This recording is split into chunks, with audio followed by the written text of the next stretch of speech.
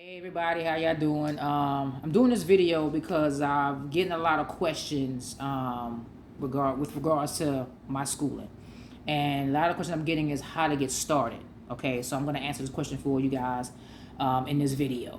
So, and this is across the board. Doesn't matter what state you live in.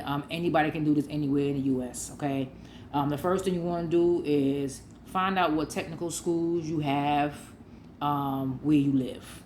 Okay, once you've done that, then you look into the program. So the program you're going to look for is going to be air conditioning and refrigeration.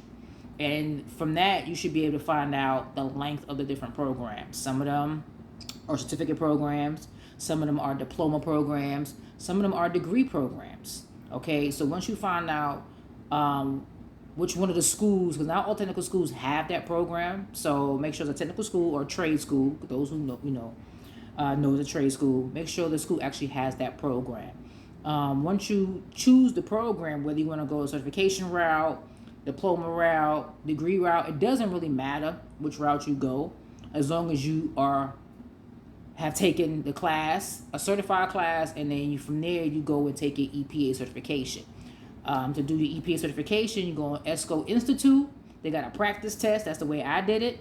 I actually did the practice test, and I just kept going over the practice test over and over. With me being in school, my classroom learning and my practice test, it went hand in hand. So what I was reading on, practicing on the test, I just learned in class. So it made it that much easier.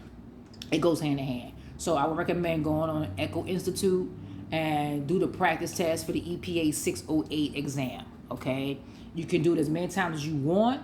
I did I did universal, so it gave me 100 questions because the questions are only 25 each, depending on the type. You got type 1, type 2, type 3.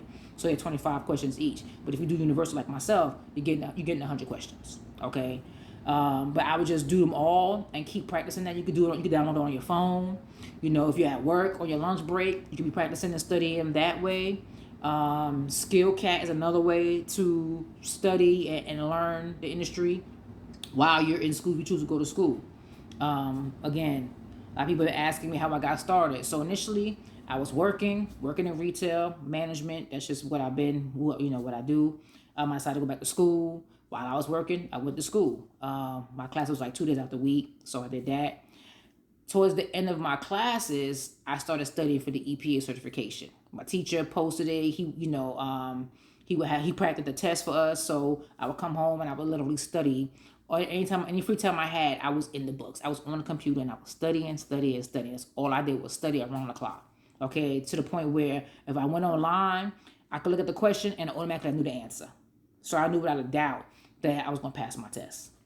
Once I got my EPA certification, I started applying to jobs. I just started applying. Any job that I saw on Indeed that was hiring for an HVAC technician, you got the entry level. I never saw anything for an apprenticeship. This is why I didn't do an apprenticeship. So I saw when it was hiring for entry level or just service technician, installer, apprentice or helper. Those type of jobs right out of school. A lot of times they'll hire you. So those are the kind of jobs you should be looking for those who do already have their EPA, because I saw that some of you guys already have it and can't find a job. Right now, we're in the summer season, and every HVAC company is hiring. Go on Indeed, and you'll find plenty of jobs where they're hiring, especially hiring as entry level. Apply.